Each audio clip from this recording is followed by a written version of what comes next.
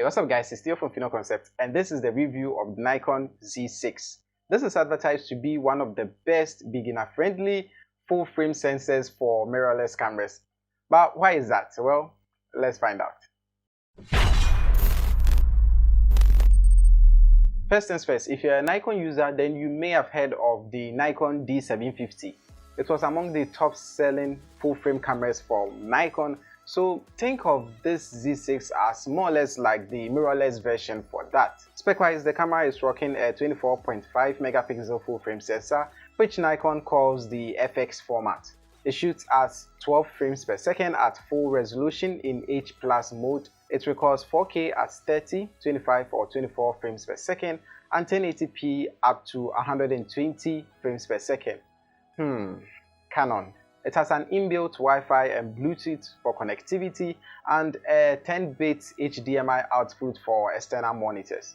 Design-wise, just like most cameras, we have a ton of control on the top. The mode dial, the dial for adjusting shutter speed, the record, ISO and shutter button are all on the top. It is smaller if you compare it alongside the Nikon D750, so bear that in mind. On the right side of the camera is the card slot. On that note, it uses the XQD card for storing the photos and videos taken with the camera. And since it shoots at a higher bitrate for videos and a higher resolution for photos, this is very necessary. The one I have here is from Sony and it has read and write speed for up to 400 megabytes per second. Neat. The front of the camera also houses most of the buttons and controls that you'll be mostly using. On the left side is the mic input, the headphone jack, the USB Type-C port, the HDMI and this port that I have no idea what it's for. And all these are covered with a nice rubber which seals the port from dust and water splashes. There are two additional functional buttons at the front which you can customize to whatever photo or video settings that you like the white balance, the color profiles, but I didn't see myself not once ever using this feature. Then on the opposite end is the button you press and hold down when switching out lenses. This is how the camera looks at first glance, but because I don't have a lens cover at the moment, allow me to use this adapter so I can cover up the lens. Now sorry it looks a bit bulky from the side because of this additional FTZ adapter, but for protection's sake, please bear with me. So we know that the sensor is the most important and expensive part of the camera, so protecting it is very important. And unlike a DSLR which will have a mirror in them, which in turn protects the shutter and the sensor, this one does not, hence the name mirrorless.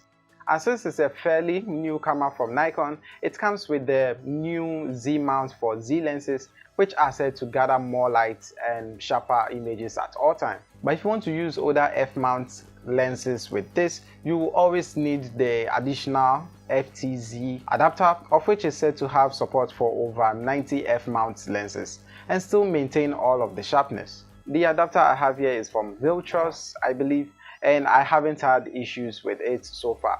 Think of this like the Canon adapter for the new RF system. I always confuse myself with how to cover these things since I'm a Canon shooter 80% of the time, and the direction for covering up the lenses and cameras is the opposite for Nikon. The trigger from switching from photo to video or vice versa are on the top right next to the autofocus on button and joystick. Then on the opposite side is the preview button and trash button. Note that you can't turn the mode dial until you hold down the button at the center, so don't force it. There's also the Nikon horseshoe mount and the LCD screen which shows your current shooting settings. I had to dim out the brightness of the camera recording this just to compensate for the flicking on the screen. This is a full frame sensor, if I haven't mentioned that already, which is a lot bigger and better than most of the beginner crop sensors that most of you watching this right now are using. But hey, I use crop sensors like the one I'm using to record this video right now, so don't feel intimidated.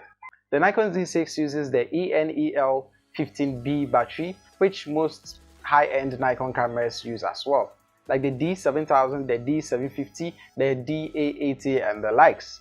Unfortunately though, third-party batteries of this type for some reason don't always work on this camera, so be sure to get your batteries from authentic Nikon shops. Speaking of the battery, there's an option to charge the camera using a regular USB Type-C connector. This is great if you only have one or two batteries and you are moving from one point to another. You can quickly charge it up using a power bank, you get to your new location, then start shooting again. And the inclusion of this USB Type-C is something I personally love the most, because the SQD cards you have to use on this camera isn't common, and because of that the card readers for them too are also not common. So if you're someone like me who doesn't have the card reader or for some reason left it at home, you can easily transfer your photos and videos from the camera to your laptop just using the USB Type-C cable. Alright, so let's slot in the battery and turn the camera on. The location for the on-off switch isn't something I have been a fan of. I guess the placement should make it easier to reach it with your index finger, but it just doesn't work for me. One cool thing about the touchscreen is being able to use it virtually everywhere on the camera, even in the settings, unlike other brands like Sony, who do not allow you to do that, except only focusing in using the autofocus.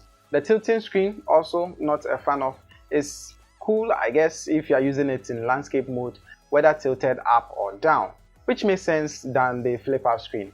But for portrait it doesn't do me any good, especially if you want to shoot from a lower angle.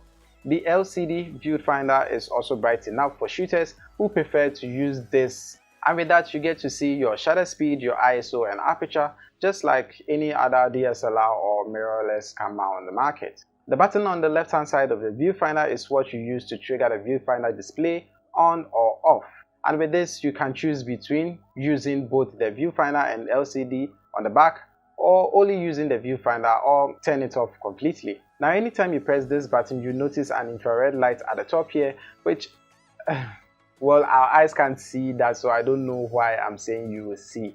But what this infrared light does is it detects whether your face is close to the viewfinder, then it automatically switches to the viewfinder LCD. I hope this makes sense.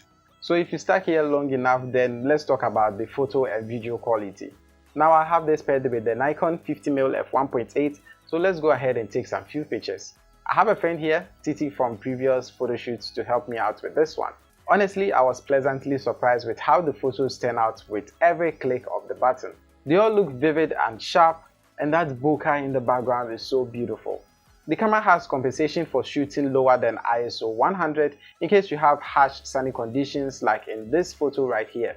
And with the full frame sensor and better technology, shooting indoors with a higher ISO is also great. There is this general greenish tone in most of the photos, but that's something with most, if not all, Nikon cameras. Just like how Canon photos are mostly magenta looking.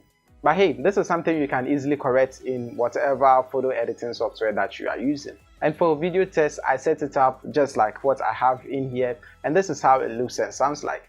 Alright, so this is the test for the video quality, the sound, and the autofocus. I'm shooting this on the Nikon 50mm f1.8, so here's how everything looks like. Now the autofocus on this is super fast, as you can see. It focuses very quickly and I'm very amazed by it. So if you're getting this for the autofocus, then this is one to look at. And as long as I am within range, it is always going to be auto-focusing. Unfortunately, there is also some weird sound you get when it is in full-time autofocus. You get those tiny sounds when it is focusing using the lens. So that's something to also look out for. But I know most of you will be using external microphones like the ones I use most of the time, so that is not really going to be a problem. But it is there and I thought you guys should know. Now with all that said, I just want to point out that focusing with this camera is phenomenal.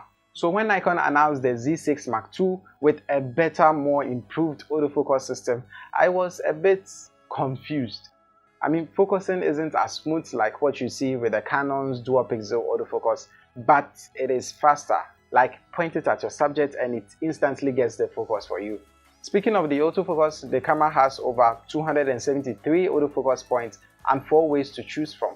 We have the wide autofocus area, the smaller one, a single point autofocus, and the all-round fully autofocus area, with an inclusion of subject tracking, eye detection autofocus, and Nikon's new animal detection autofocus. But I did notice that anytime you are focusing or anytime the camera doesn't have the focus yet, you wouldn't be able to use some of the settings in the camera. Here I had the camera a bit too close to the subject, so it couldn't focus, and as it was struggling to, I tried to change the recording mode to 4K 30 frames, but it wouldn't let me. So is this camera any good?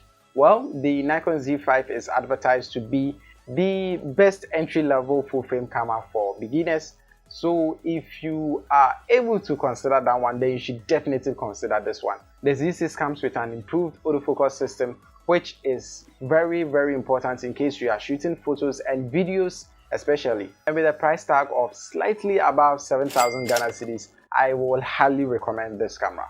Anyway, thanks to Paul Duse from PDY Photography for lending me this camera to review, and I'll leave his YouTube channel in the description below, so be sure to check it out if you're interested in photography tips and tricks.